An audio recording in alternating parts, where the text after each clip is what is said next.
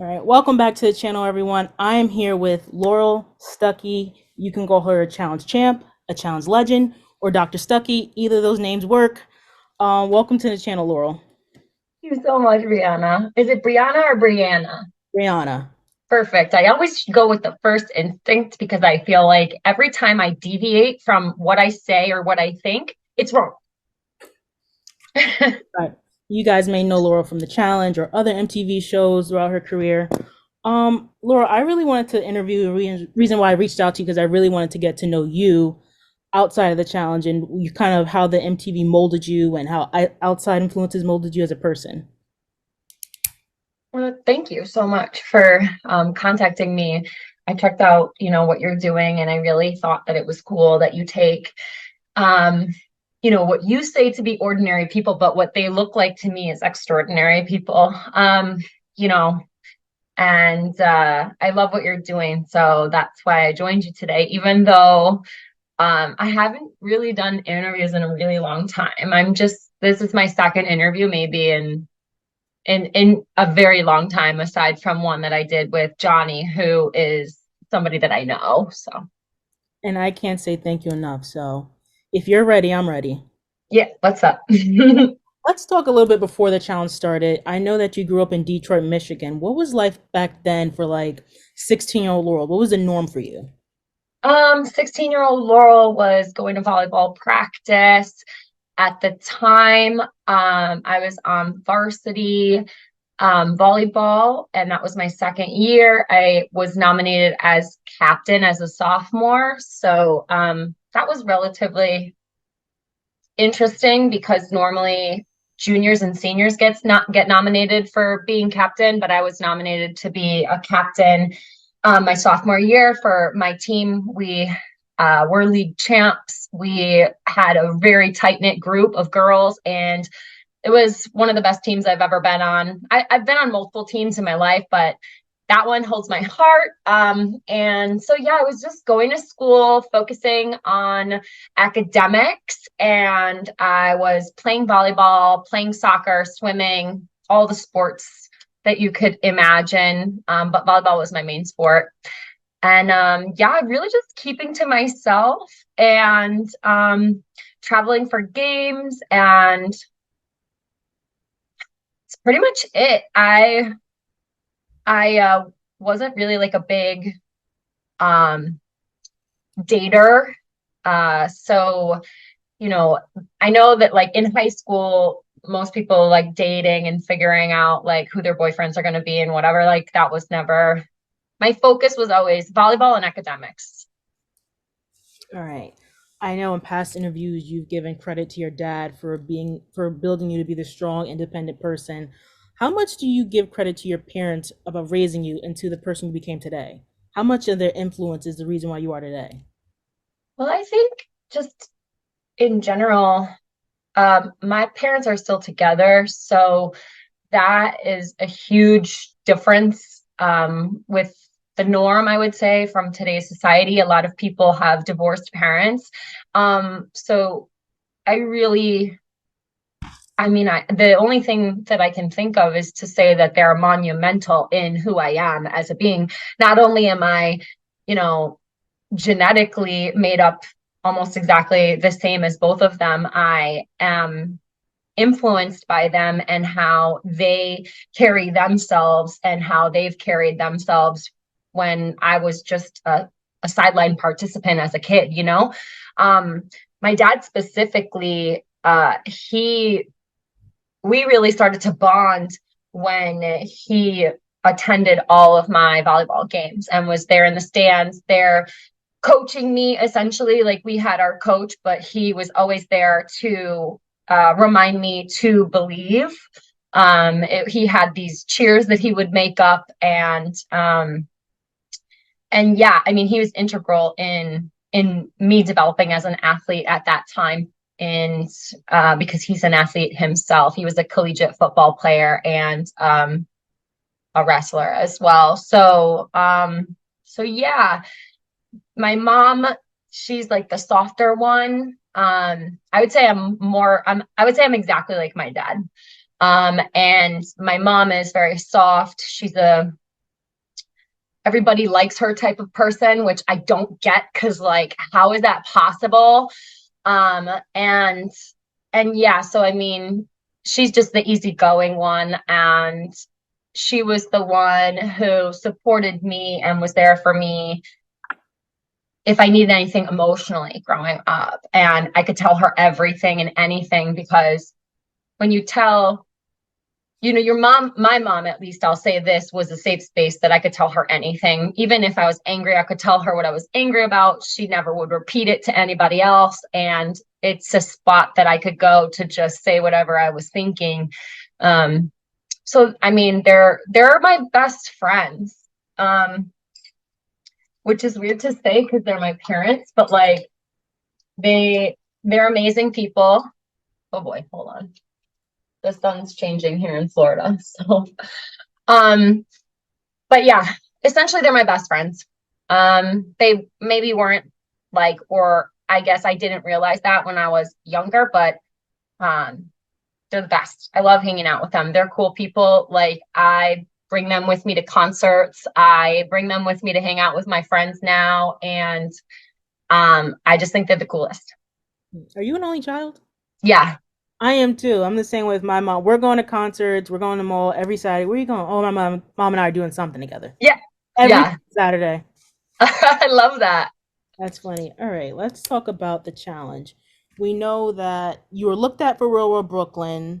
Then Yeah. you were looked at for like Bad Girls Club on Oxygen, which was really strange. They just gave me one phone call for that, and I didn't even return the call.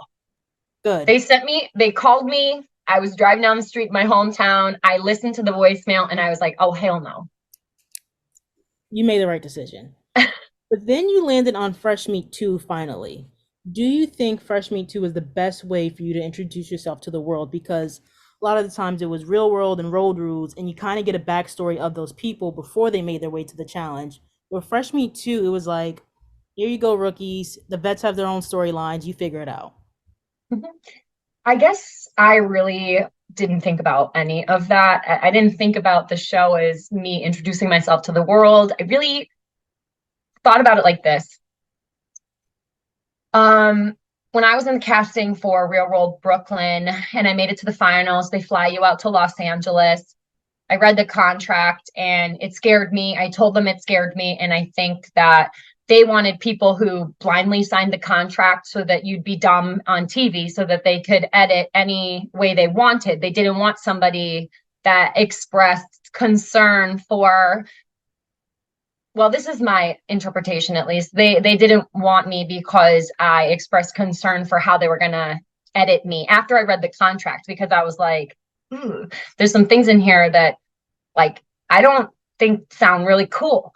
And then with the challenge, I was willing to overlook all of those things because you could have recurring seasons. It was competition based. There was money and prize involved, and it was kind of similar to like Fear Factor.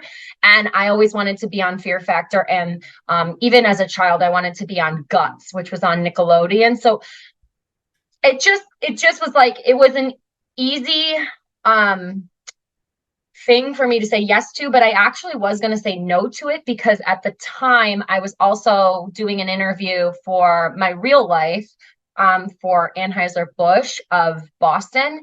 And I just said to myself, my real life is more important than a television show. So if I get this job, then I'll just say no to the challenge. And I didn't get the job. They gave it to somebody who was already internally working with that company, and I was an outsider in the company, so they gave it to their internal employee.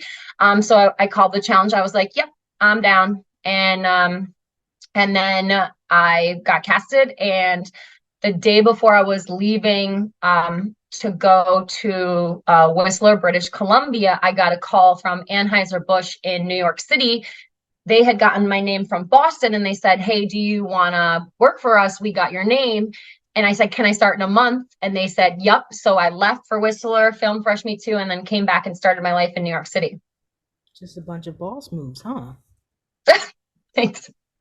Um, Thinking back, that was what, 2009, 2010. Do you Yeah. think it's easier to get casted now with social media than it was back then? because there was no like, hey, fly out for this job in like reality TV back then. Well, now it's like we find you on social media, come be a part of our show. I actually don't know how they cast now. Okay. I really have no idea. What I do know is that I think that they pull people from other television shows. I don't think they're plucking people out of obscurity from social media, but maybe the other shows are doing that. And then the challenge, I guess, does a broad look at all of the people that are on these other shows that we pull from, like Big Brother, Survivor, Amazing Race, Are You the One? So the challenge people, and I don't even know who they are, they take a look at these people and they say, that person seems like they'd fit. That person, and then they call them, and then they get their shot. Basically, then they get their shot. They come on and yeah, I guess that would be my thoughts on how they do it. But I haven't talked to any of the people who do casting. I don't even know who does casting now. Okay. I'm a big fan of the challenge. And I mean not just like I've started watching these last 3 years. I'm talking all the way back to like when people would come in with their like sidekick, T-Mobile sidekick say, got a clue from TJ, and then everyone threw pillows at them.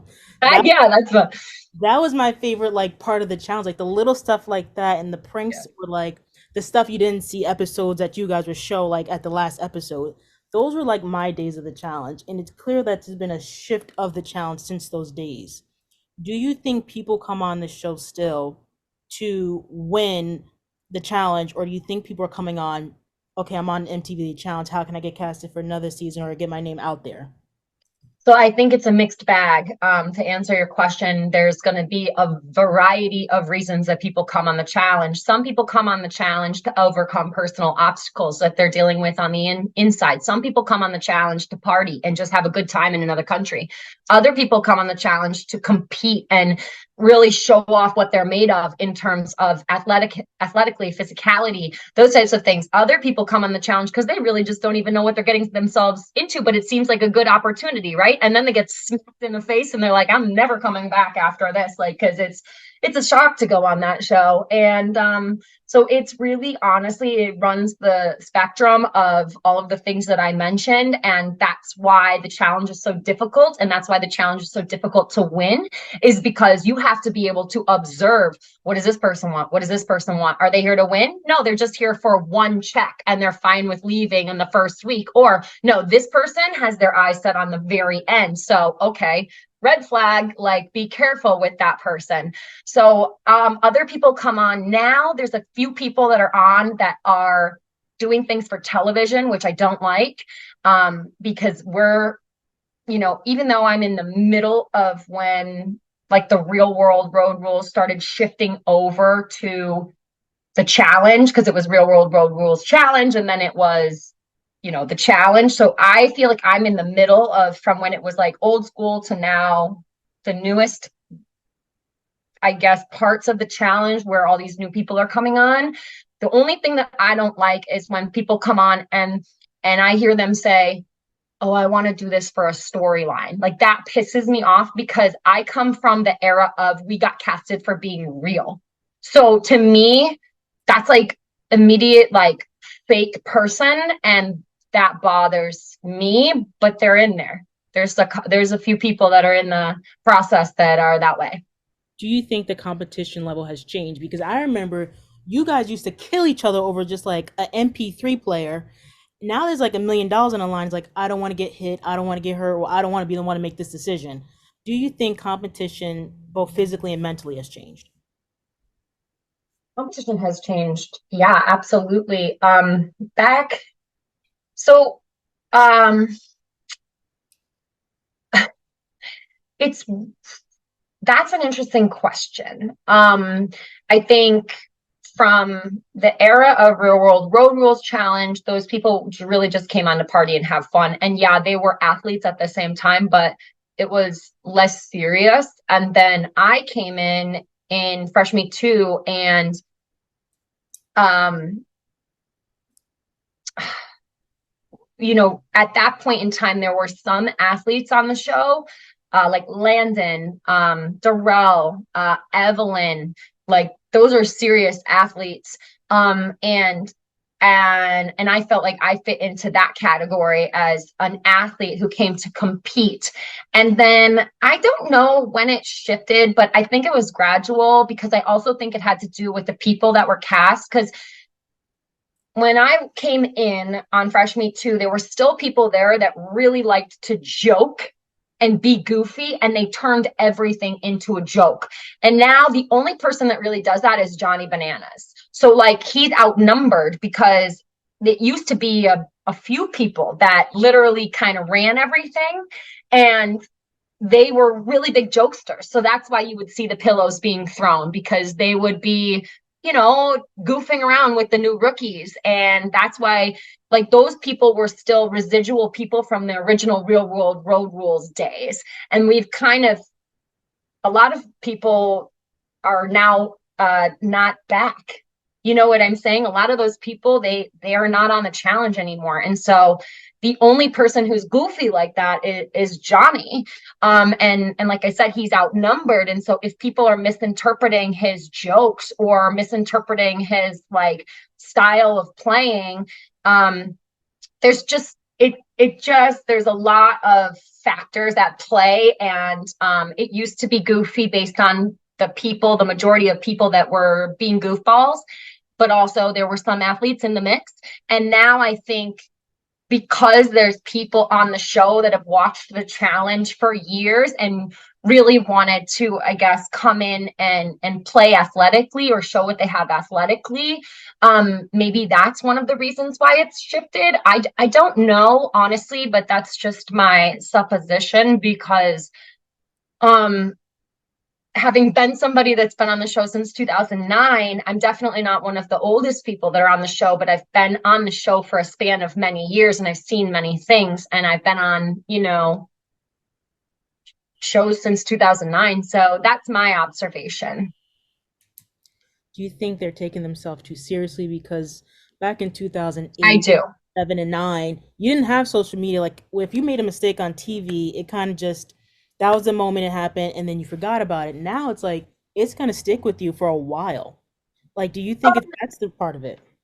I mean, to that, I would say you're a pussy if you're afraid of making a mistake. We're human beings, and like my thought process on it is, sure, I really am not always coming off in the way that I would like to come off. But I'm not a perfect human being, so I'm gonna make a mistake. I'm going to celebrate and get angry at something, but you know, uh, there's like reasons behind the madness. And so I feel as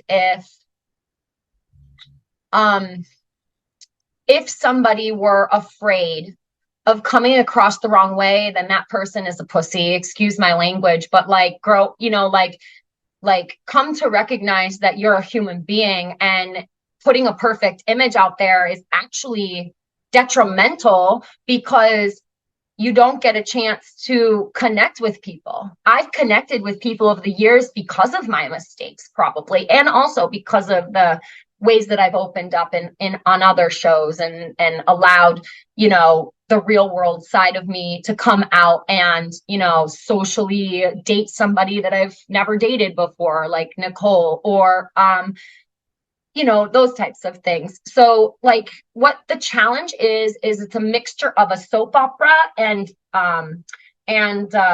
and reality competition, and we are lacking a little bit right now on the realness of the soap opera because people are afraid maybe to ruin their image, which is just so lame. Speaking about mistakes and being afraid and all those things, going back to, I think it was your second season on Cutthroat, we see you get into a heated exchange with Big Easy. You said some things, he said some things, you guys both made your peace at the reunion. Then on Rivals, we see you get into another heat exchange with Paula. Mm-hmm. Had those happened not in had those happened in 2009, 10 that year, had it happened in 2023, do you think your time at MTV would have looked the same or happened at all, continued at all? So back then, that's the things that they wanted to show. So like that was in essence gold for them, I guess. And they would highlight those things, and obviously there's way more to the story with what you see versus what was able to be shown, because it's really hard. They don't really show things as they have to whittle it down and make a story out of it. So um I never thought of that, and I'm glad that I am not, that didn't happen in nowadays. I don't know. I think it really has to do with how you react and how you treat the situation after the fact, as opposed to like what mistakes get made or what arguments get had, because your reaction to and your response to getting into a heated argument plays a huge role in whether or not how they penalize you. You And know, also like the public's perception. So like, a drunken tirade against like a drunken the reason why I yelled at Paula was because my inhibitions were just at zero. We had been drinking that night, you know, everybody was hammered, and people supported that tirade, right? But then the one with Big Easy, everyone had been drinking that night too. And what happened was the next day in the interviews, they were like, okay, Laurel, describe what happened. And I didn't want to.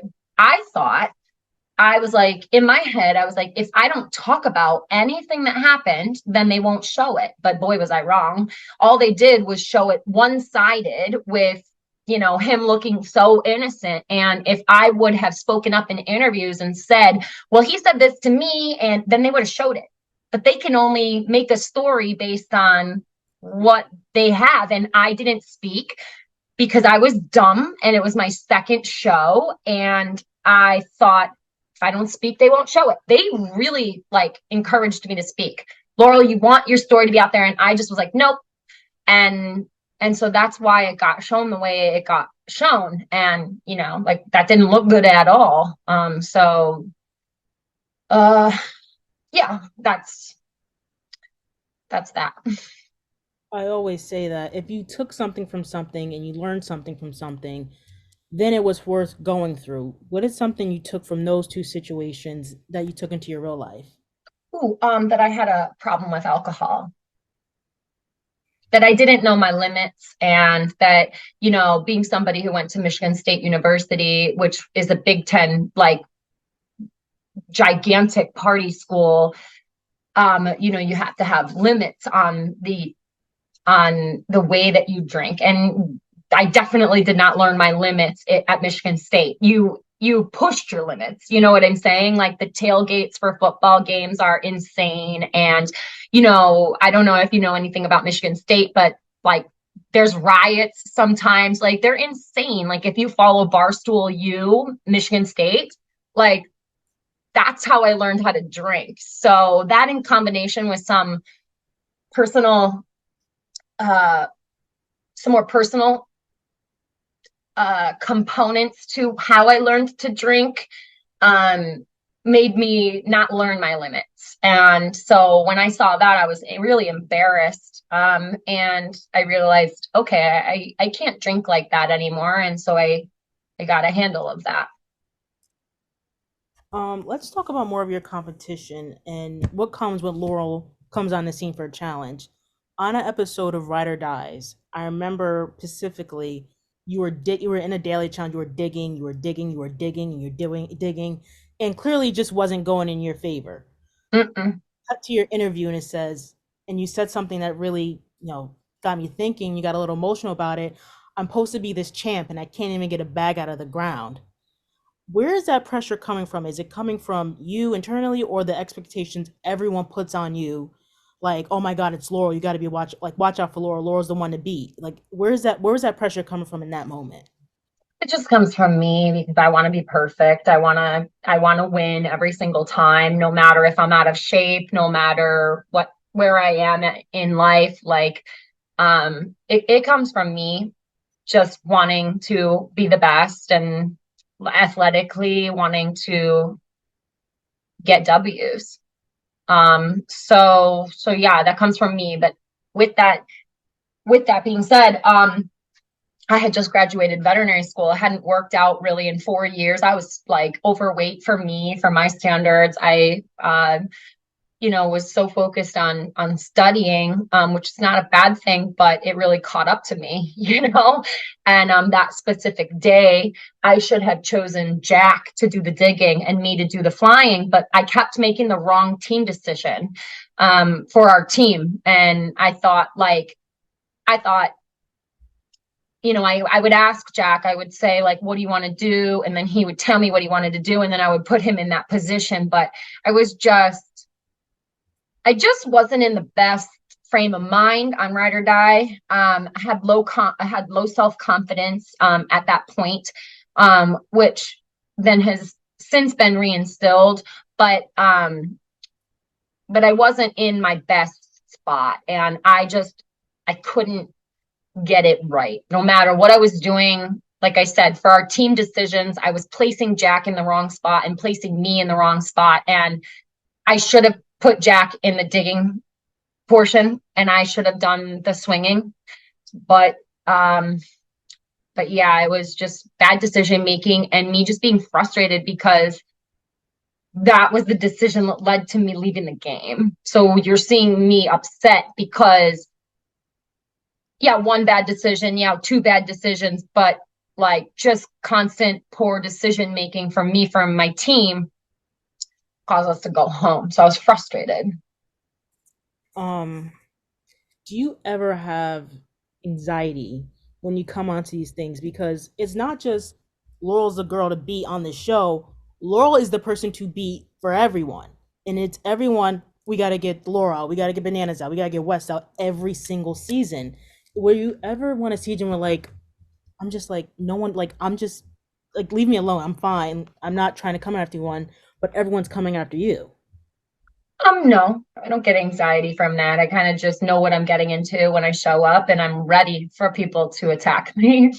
That's why I'm so on guard. I think that that's why for, you know, a lot of years, I just had a wall up because if I personally get to know someone, which happened on my very first season, I enjoyed getting to know all these people. And then the next thing I know, the only thing they're doing is talking shit about me behind my back. And I could hear them through, like, I'd read a book and I'd hear them making fun of my laugh, making fun of how tall I was, making fun of my body, calling me Bigfoot. Like, they didn't show any of those things. So no one sees that. And, I think they showed like a piece of Teresa and Mandy making fun of my laugh. And it was just hard, because I am a sensitive human being. And so I put this wall up because I was like, oh, well, I got to know these girls and I actually really liked Mandy and Teresa. And now they're just shit talking me because I'm beating them in competition. Like, what the fuck is that? So I developed, a hard exterior and I know what I'm doing when I'm going into it. And I know what my focus is and what I look at, and that's all I can focus on because I can't control these people coming after me. I can't control what they say about me when they're upset. I can't control any of those things. So I stick to myself and I do what I need to do and I try my best. That's pretty much it. On the show you're perceived as this perfect segue as an unemotional person. I think Zach referenced you like a robot. Like when you bring out your notebook, you're like nothing like a robot. Who are you voting for? What do you want? Blah blah blah, blah, and you're done. And sometimes you get those emotional sides, those vulnerable sides of Laurel. Do you get upset when the camera kind of catches you in a vulnerable situation? Like on Invasion of Champs, I think that was the first season I saw you be vulnerable because you were letting your guard down and things were just happening. Um, so funny you asked that. On Free Agents, the guys uh had a conversation with me. It was Johnny Riley, CT, Zach, and I think that was it. And they kind of brought to my attention that they thought that I wasn't being, that I could be better. And I really got upset after that conversation because um I remember that. I think you walked away at I some. walked away. The camera tried to follow me and I hid from the camera. I ran upstairs and I was crying. I ran upstairs and I hid behind a couch and I got in trouble for that. They were like, Laurel, don't do that. Like, we wanted to follow you, and I just didn't want to cry on camera. So I ran away and I hid behind the couch and they were searching for me. And then they finally found me, but I was done crying. So yeah, it was a self-protective thing, because why would I cry in front of people that I'm playing a game against when they can use that against me? So I tried to keep that, anything that I was feeling, I just tried to keep it private and just handle it privately. And I was okay with people calling me a robot, even though I was like, what, I don't get this. Like, why are they calling me a robot? But there's worse things I've been called. So Um, you've met so many people in the challenge. I mean, I can think of 1,000 people who've touched me and I've never met them. Who's someone who's had the biggest impact on your personal life? I would say Nani and Jordan Wisely. Why? Nani, because on Free Agents, that was the first time meeting her. She was able to see through the tough exterior, and she would come to me and say, like, I can see that you're going through something. You don't have to tell me what it is, but I can see that something's up. And, we would have private conversations, and I just really respected her. And she was actually the person that encouraged me to date Jordan because uh, he and I were getting along, but I was kind of rejecting it. And Nani pushed me and said, like, Laurel, you can let people in. Why don't you just give them a chance? And so I did, and he became my boyfriend. And then Jordan, the reason why Jordan is because he knows me personally. He knows who I am. He has seen every side of me. And so, I mean, that in and of itself, not many people know me in that way. Um, Out of all the relationships on the challenge, whether it be romantic, brother, sister, whatever it is, you and Cara have probably the one of the most special relationships to me because you truly do appear to be sisters. You fight like sisters, you love like sisters, you fight for each other like sisters. Last time we saw you was War II reunion. That was like 2019, 2018. And it was Mhm. like, if you need me, I got you. If I need you, you got me. Where are you guys at now? So it's a wonderful question. And I think that question will be answered within the coming months. So, I mean, that's a great question. And, the saga continues. All right. I'm not gonna push that one too much. Was there ever a time on the challenge you felt like this gut wrenching feeling like I never want to feel this again, or I will never let this game put me in this position? Hmm.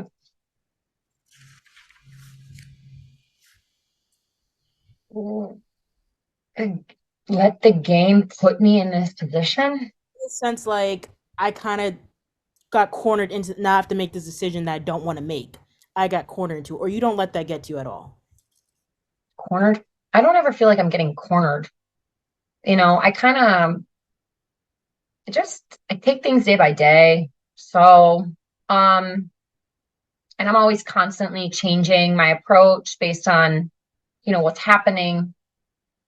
I asked that because I feel like every time, especially with the women, they get cut to their interview and it's like, oh my God, I love this person so much, but I have to backstab them. And oh my God, like you just see the tears and to me, the dramatics of it. It's like you knew you had to make a tough decision. So why are we feeling like, why are you getting upset about it? You knew this decision was coming with the win. Yeah, no, I don't feel that way ever. All right, good to know. Um, Last question when it comes to the challenge. If I told you that your career on the challenge was done today and you were never to go back on, Mhm. satisfied with what you've accomplished. Yeah, 100%.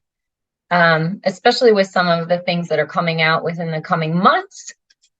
Um, it's I would say I'm blessed and thankful and in disbelief.